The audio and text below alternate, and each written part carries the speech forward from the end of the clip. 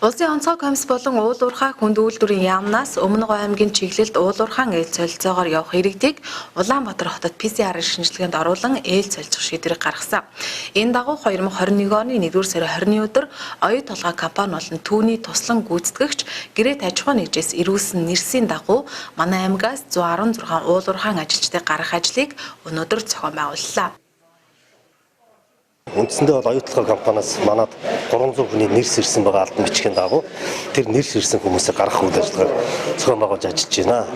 Энэ иргэд маань Улаанбаатар хотод очиод PCR шинжилгээнд хамрагдаад тэгээд цаашаа оюу толгой руу тэр зэрэг нэгдсэн журмаар зохион байгуулалтаагаар ингэж ээлж солилцоогоор ингэж явах хүмүүс. Энэ ээлж солилцооны энэ арга хэмжээ маань Улсын онцгой комисс болон уул уурхай хүнд үйлдвэрлэлийн яамнаас гаргасан.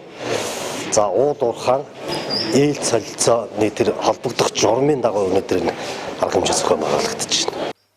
Дээрх аж ахуйн нэгжүүд нь Улсын онцгой комисс болон холбогдох шатны ээлж солилцох зөвшөөрөл бүхий аж ахуйн нэгжүүд юм а. Оюу толгойн компани болон түүний туслан гүйцэтгэгч Гэрээт аж ахуйн нэгжүүдийн зарим нь эндээс очиж байгаа ажилчдаа нэгдсэн журмаар байрлуулж PCR-ын шинжилгээний хариу гарсны дараа ажлын байранд нь хүргэх ажлыг зохион байгуулж байгаа гэлээ.